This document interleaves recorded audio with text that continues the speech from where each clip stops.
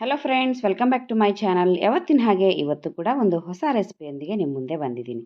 ಇವತ್ತಿನ ನಮ್ಮ ರೆಸಿಪಿ ಏನಂದರೆ, ಗೋಧಿ ರವೆಯಲ್ಲಿ ಸ್ವಲ್ಪ ಬೆಲ್ಲ ಸೇರಿಸಿ ಮಕ್ಕಳಿಗೆ ಈ ರೀತಿ ಸ್ನ್ಯಾಕ್ಸ್ ಮಾಡಿಕೊಟ್ರೆ ಭಾಳ ಇಷ್ಟಪಟ್ಟು ತಿಂತಾರೆ. ಅದೇ ರೀತಿ ನಮಗೆ ಒಂದು 4-5 ದಿನ ಕೂಡ ಇವನ್ನ ಸ್ಟೋರ್ ಮಾಡ್ಕೋಬೋದು.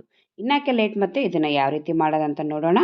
ಮೊದಲನೇಗೆ ಒಂದು ಬೌಲ್ ತೊಗೊಂಡ್ಬಿಟ್ಟು ಇದಕ್ಕೆ 1 ಕಪ್ಪಿನಷ್ಟು ಬನ್ಸಿ ರವೆ, ಗೋಧಿ ರವೆ ಬನ್ಸಿ ರವೆ ಇರುತ್ತಲ್ಲ, ಅದು ಸಣ್ಣ ರವೆ ತೊಗೊಂಡಿದ್ದೀನಿ. ನೀವು ಬೇಕಂದರೆ ದೊಡ್ಡ ರವೆ ಕೂಡ ತೊಗೋಬೋದು. ಅದಾದಮೇಲೆ ಇದಕ್ಕೆ 1 ಕಪ್ಪಿನಷ್ಟು ಬಿಸಿ ಹಾಲನ್ನು ಸೇರಿಸ್ಕೋಬೇಕು. ಅದೇ ರೀತಿ 1/4 ಕಪ್ಪಿನಷ್ಟು ಬಿಸಿ ನೀರನ್ನು ಸೇರಿಸ್ಕೋಬೇಕು. ಒಂದು ವೇಳೆ ನಿಮ್ಮ ಹತ್ರ ಹಾಲು ಇಲ್ಲ ಅಂದಾಗ ಕಂಪ್ಲೀಟಾಗಿ ನೀವು ನೀರನ್ನಾದರೂ ಸೇರಿಸ್ಕೋಬೋದು. ಟೋಟಲಾಗಿ 1/4 ಕಪ್ಪಿನಷ್ಟು ನೀರನ್ನಾದರೂ ಕೂಡ ನೀವು ಸೇರಿಸ್ಕೋಬೋದು. ಹಾಲು ಇಲ್ಲ ಅಂದಾಗ ಸ್ಕಿಪ್ ಮಾಡ್ಕೋಬೋದು. ನೋಡಿ, ಈ ರೀತಿಯಾಗಿ ಸಾಫ್ಟಾಗಿ ಕಲಿಸ್ಕೊಂಡ್ಬಿಟ್ಟು ಒಂದು 15 ನಿಮಿಷ ಇದನ್ನು ಪಕ್ಕಕ್ಕೆ ಇಟ್ಕೊಳ್ಳಿ. ಚೆನ್ನಾಗಿ ನಮಗೆ ರವೆ ಎಲ್ಲ ಹೀರ್ಕೊಳ್ಳು ಹರಳುತ್ತೆ.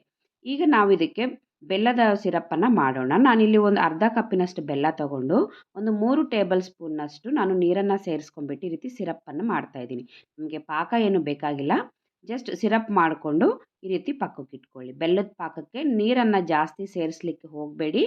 ಜಾಸ್ತಿ ನೀರು ಸೇರಿಸಿದ್ರೆ ನಮಗೆ ಬ್ಯಾಟರ್ ತೀರಾ ತೆಳುವಾಗಿಬಿಡುತ್ತೆ. ಅದಕ್ಕೆ ನೀರನ್ನು ನೋಡಿ ಸೇರಿಸ್ಕೊಳ್ಳಿ. ಈಗ ನಮಗೆ ನೆನೆಸಿಟ್ಕೊಂಡಿರೋ ರವೆ ಅನ್ನೋದು ಚೆನ್ನಾಗಿ ನೆಂದಿರುತ್ತೆ.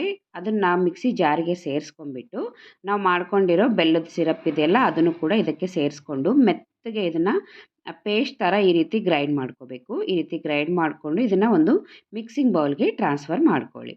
ಈ ರೀತಿ ಮಾಡ್ಕೊಂಡಾದಮೇಲೆ ಈಗ ಇದಕ್ಕೆ 1 ಟೇಬಲ್ ಸ್ಪೂನ್ನಷ್ಟು ಅಕ್ಕಿ ಪುಡಿಯನ್ನು, ರೈಸ್ ಫ್ಲೋರ್ ಇರುತ್ತಲ್ಲ, ಅದನ್ನು ಸೇರಿಸ್ತಾ ಇದ್ದೀನಿ. ಅದೇ ರೀತಿ ಸ್ವಲ್ಪ ಉಪ್ಪು, ಸ್ವೀಟಿಗೆ ಸ್ವಲ್ಪ ಉಪ್ಪು ಹಾಕಿದರೆ ಆ ಟೇಸ್ಟ್ ಸ್ವಲ್ಪ ಡಿಫ್ರೆಂಟ್ ಅನಿಸುತ್ತೆ. ಸ್ವಲ್ಪ ಇಲಾಯ್ಚಿ ಪುಡಿ, ಅದೇ ರೀತಿ ಅಡುಗೆ ಸೋಡಾನ ಒಂದು 2 ಪಿಂಚಿನಷ್ಟು ಇದಕ್ಕೆ ಸೇರಿಸ್ಕೊಂಡು ಸ್ವಲ್ಪ ಈ ರೀತಿ ಕಲಿಸ್ಕೊಳ್ಳಿ. ನೋಡಲಿಕ್ಕೆ ನಮಗೆ ಹಿಟ್ಟನ್ನೋದು ಗಟ್ಟಿ ಇದೆ, ಅದಕ್ಕೆ ಸ್ವಲ್ಪ ನಾನು ನೀರನ್ನು ಸೇರಿಸ್ತಾ ಇದ್ದೀನಿ. ಅವಶ್ಯಕತೆ ಇದ್ರೇ ನೀವು ಈ ರೀತಿ ನೀರನ್ನು ಸೇರಿಸ್ಕೊಳ್ಳಿ. ಈ ರೀತಿ ಚೆನ್ನಾಗಿ ಕಲಿಸ್ಕೊಂಡು ಆದಮೇಲೆ ಇದಕ್ಕೆ ನಾನು 2 ಟೇಬಲ್ ಸ್ಪೂನ್ನಷ್ಟು ಒಣ ಕೊಬ್ಬರಿ ಪುಡಿಯನ್ನು ಸೇರಿಸ್ತಾ ಇದ್ದೀನಿ. ಒಣ ಕೊಬ್ಬರಿ ಪುಡಿಯಿಂದ ನಮಗೆ ಚೆನ್ನಾಗಿ ಟೇಸ್ಟ್ ಚೆನ್ನಾಗಿ ಅನಿಸುತ್ತೆ. ಅಕ್ಕಿ ಪುಡಿ ಹಾಕೋದ್ರಿಂದ ಮೇಲ್ಗಡೆ ಎಲ್ಲ ನಮಗೆ ಕ್ರಂಚಿನೆಸ್ ಬರುತ್ತೆ, ಕರಕರ ಅನ್ನುತ್ತೆ, ಒಳಗಡೆ ಸಾಫ್ಟ್ ಇರುತ್ತೆ. ಅದಕ್ಕೆ ಅಕ್ಕಿ ಪುಡಿಯನ್ನು ಸೇರಿಸ್ಕೋಬೇಕು. ಕನ್ಸಿಸ್ಟೆನ್ಸಿ ಅನ್ನೋದು ರಿಬ್ಬನ್ ಕನ್ಸಿಸ್ಟೆನ್ಸಿಗಿಂತ ಸ್ವಲ್ಪ ತಳು ಇರುವಂಗೆ ನೋಡ್ಕೋಬೇಕು ಹಿಟ್ಟು. ಈ ರೀತಿ ಆದಮೇಲೆ, ಈ ರೀತಿ ಕಲಿಸ್ಕೊಂಡು ಆದಮೇಲೆ ಈಗ ಡೀಪ್ ಫ್ರೈಗೆ ಆಯಿಲ್ ಇಟ್ಕೊಂಡ್ಬಿಟ್ಟು ಈ ರೀತಿ ಇದನ್ನು ಈ ರೀತಿ ಹಾಕ್ಕೊಂಬಿಡಿ. ನೋಡಿ, ಇದನ್ನು ಆಯಿಲಿಗೆ ಹಾಕಿದ್ದು ಕೂಡಲೇ ಇದನ್ನು ಕಲಗಿಸ್ಲಿಕ್ಕೆ ಹೋಗಬೇಡಿ. ಸ್ವಲ್ಪ ಅದು ನಮಗೆ ಹರಳುತ್ತೆ, ದಪ್ಪ ಆಗುತ್ತೆ. ಈ ರೀತಿ ಚೆನ್ನಾಗಿ ಉಬ್ಬಿ ಆದಮೇಲೆ ಇದನ್ನು ಎರಡನೇ ಸೈಡ್ ಕೂಡ ಟರ್ನ್ ಮಾಡ್ಕೊಂಬಿಟ್ಟು 2 ಸೈಡು ಒಳ್ಳೆ ಕಲರ್ ಬರೋವರೆಗೂ ಕೂಡ ಇದನ್ನು ನಾವು ಫ್ರೈ ಮಾಡ್ಕೊಂಡು ತಗೊಂಡ್ರೆ ಭಾಳ ಟೇಸ್ಟ್ ಇರುತ್ತೆ. ಒಳಗಡೆ ಚೆನ್ನಾಗಿ ಉಬ್ಬಿ ನಮಗೆ ಭಾಳ ಟೇಸ್ಟಿ ಅನಿಸುತ್ತೆ ಈ ಕಜ್ಜಾಯ ಅನ್ನೋದು. ಭಾಳ ಈಸಿಯಾಗಿ ಗೋಧಿ ರವೆಯಿಂದ ನಾವು ಮಾಡ್ಕೋಬೋದು. ಅಕ್ಕಿ ಹಿಟ್ಟು ಯಾವುದೇ ರೀತಿ ನೆನೆಸೋದು ಬೇಡ, ಭಾಳ ಈಸಿಯಾಗಿ ಮಾಡ್ಕೋಬೋದು. ಒಂದು 4-5 ದಿನ ಆದರೂ ಕೂಡ ಫ್ರೆಶ್ ಆಗಿರುತ್ತೆ.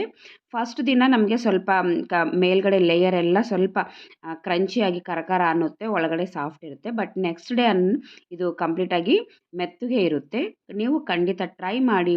ಟೇಸ್ಟ್ ಯಾವ ರೀತಿ ಇದೆ ಅನ್ನೋದು ನನಗೆ ಕಮೆಂಟ್ ಬಾಕ್ಸಲ್ಲಿ ಹಾಕೋದು ಮರಿಬೇಡಿ. ಮತ್ತೊಂದು ಹೊಸ ರೆಸಿಪಿಯೊಂದಿಗೆ ಮತ್ತೆ ಸಿಗ್ತೀನಿ.